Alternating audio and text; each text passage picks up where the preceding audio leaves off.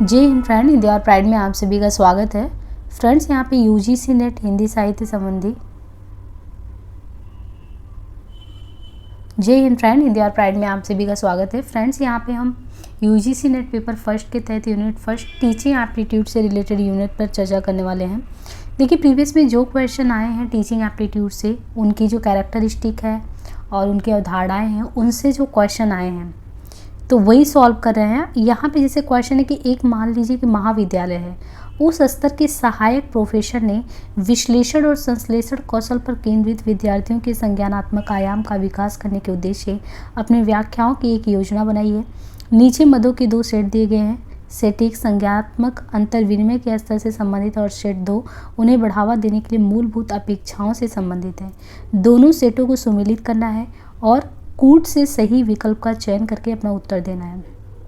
तो जैसे ये है कि संज्ञानात्मक अंतर विनिमय स्तर और दूसरा है संज्ञानात्मक को बढ़ावा देने के लिए मूलभूत आवश्यकताएं। तो संज्ञानात्मक अंतर विनिमय स्तर में स्मृति स्तर, अवबोध स्तर, विमर्शीय स्तर।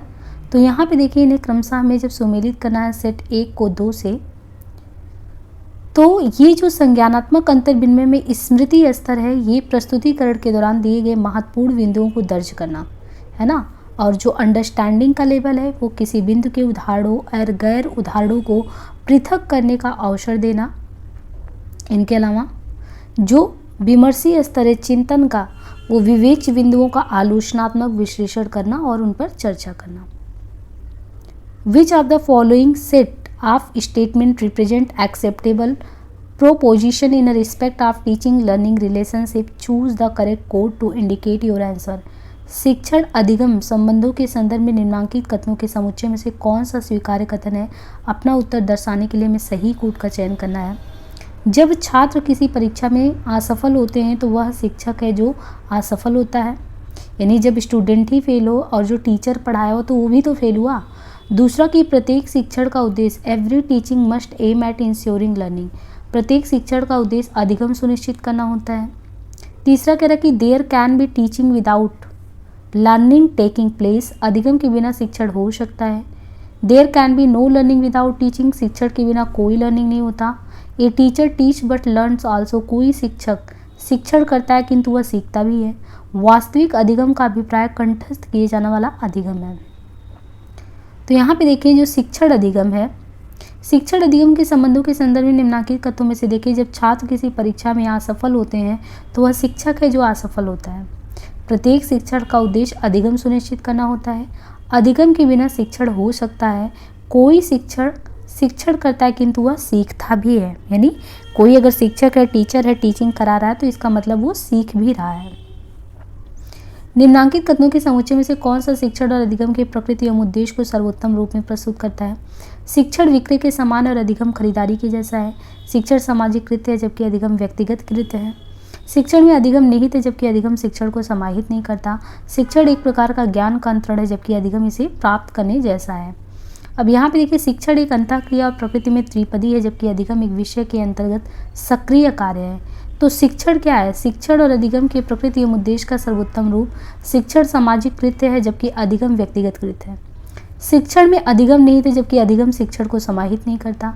शिक्षण एक अंतःक्रिया और प्रकृति में त्रिपदी है जबकि अधिगम एक विषय के तहत सक्रिय कार्य करता है।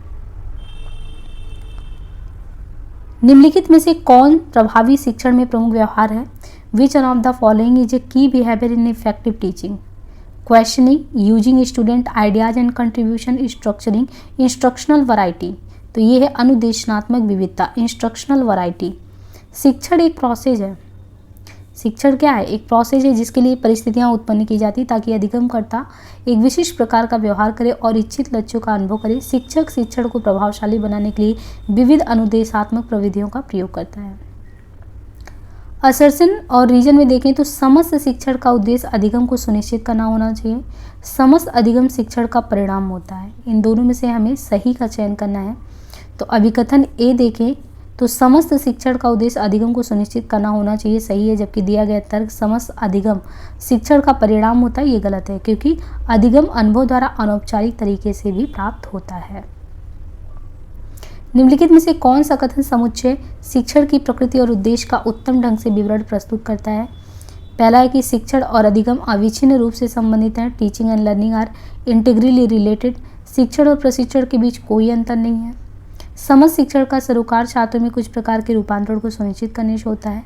समस्त अच्छा शिक्षण प्रकृति में औपचारिक होता है। शिक्षक एक वरिष्ठ व्यक्ति होता है। शिक्षण एक सामाजिक कृत्य है, जबकि अधिगम एक व्यक्तिगत कृत्य है। तो यहाँ पे निम्न कथन समुच्चय शिक्षण की प्रकृति और उद्देश्य का उत्तम ढंग से विवरण प्रस्तुत करता है। तो क्रम से दिया है कि शिक्षण और अधिगम अविच्छिन्न रूप से जुड़ा है। समस्त शिक्षण का सरोकार छात्रों में कुछ प्रकार के रूपांतरण को सुनिश्चित करने से होता है। शिक्षण एक सामाजिक कृत्य है, जबकि अधिगम एक व्यक्तिगत कृत्य है। अच्छा शिक्षण प्रकृति में औपचारिक तथा अनौपचारिक दोनों ही होता है। शिक्षा संप्रेषण से संबंधित समीपस्थ विकास प्रॉक्सिमल डेवलपमेंट की अवधारणा किसके द्वारा विकसित की गई है? सिगमंड फ्रॉयड, लेव बेगोसी, कुर्ट लेविन, एल्ब्रेक्ट बांडुरा। तो ये है लेव बोएत्स्की।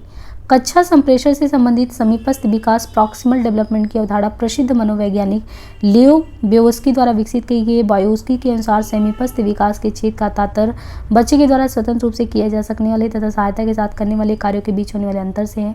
वाइगोस्की के सिद्धांत को सामाजिक सांस्कृतिक सिद्धांत भी कहते हैं। उनके अनुसार बालक का विकास समाज के द्वारा होता है। बालक भाषा की सामाजिक अंतःक्रिया के द्वारा ही सीखता है।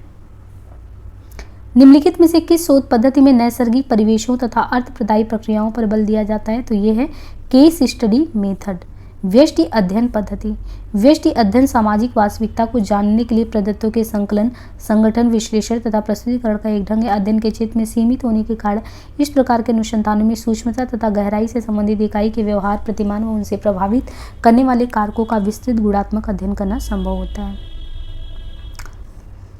विद्यार्थी की कल्पना और उसकी पहल को शामिल किए जाने का महत्व निम्नलिखित में से किसमें है? Capturing the imagination and initiative of the student, it of crucial importance in case study of teaching, concept mapping, peer instruction, quizzes. तो ये है केस मेथड ऑफ टीचिंग। विद्यार्थी की कल्पना और उसकी पहल को शामिल किए जाने का महत्व शिक्षण की व्यष्टि विधि में है। निम्नांकित सूची में से उन कथनों को पहचाना है जिन्हें शोध साक्ष्यों से समर्थित प्रभावी शिक्षण के प्रमुख व्यवहारों के रूप में माना जाता है। संरचना देना, जिसे क्या आगे कहा जाना है के विषय में व्यवस्था देने की टिप्पणी जाती है। प्रक्रिया एवं विषय वस्तु आधारित प्रश्न पूछना। शिक्षक की प्रस्तुति किस सीमा तक असंदिग्ध है, इससे संबंधित स्पष्टता, या विद्यार्थियों के विचारों एवं अवदानों को शिक्षक द्वारा विषय प्रस्तुति में अपने द्वारा की गई प्रस्तुति में जोड़ना। अनुदेशात्मक विविधता, जिससे तात्पर्य है शिक्षक की प्रस्तुति में प्रसरण और लचीलापन। विद्यार्थी सफलता दर, जिसका तात्पर्य है विद्यार्थी किस गति से अवबोध करते तथा अभ्यासों को सही ढंग से पूरा कर पाते हैं। तो देखिए, शोध साक्ष्यों से समर्थित प्रभावी शिक्षण के प्रमुख जो व्यवहार है उनमें है शिक्षक की प्रस्तुति किस सीमा तक असंदिग्ध है, इससे संबंधित स्पष्टता। अनुदेशात्मक विविधता, जिससे तात्पर्य है शिक्षक की प्रस्तुति में प्रसरण और लचीलापन। विद्यार्थी सफलता दर, जिसका तात्पर्य है विद्यार्थी किस गति से अवबोध करते हैं तथा अभ्यासों को सही ढंग से पूरा कर लेते हैं। Who among the following proposed theory of multiple intelligences, बहुविध प्रज्ञा के सिद्धांत का प्रतिपादन निम्न में से किसने किया है? Sigmund Freud, Howard Gardner, Albert Stein, Jean पियाजे। तो ये है होवार्ड गार्डनर। बहुविध प्रज्ञा के सिद्धांत का प्रतिपादन होवार्ड गार्डनर ने किया। गार्डनर ने कहा कि बुद्धि का स्वरूप एकाकी न होकर बहुप्रकारी होता है।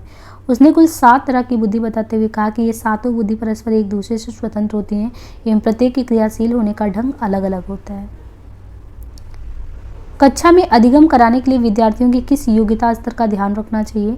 प्रतिभावान स्तर यानी talented level, weak level, average level या डिफरेंट लेवल। तो ये है एवरेज लेवल। कक्षा में लर्निंग के लिए विद्यार्थी की औसत स्तर की योग्यता का ध्यान रखना चाहिए और सभी छात्रों से एक समान व्यवहार करना चाहिए और अपने अध्यापन के माध्यम से स्पष्ट करने की आपके लिए सभी विद्यार्थी बराबर हैं, उन सबके साथ आपको सम्मान के साथ बात करना चाहिए। शिक्षक बनने के आप किस कथन से ज़्यादा सहमत हैं? तो ये है समाज में अधिक सम्मान प्राप्त करने के लिए। शिक्षक का दर्जा समाज में हमेशा से ही पूजनीय रहा है।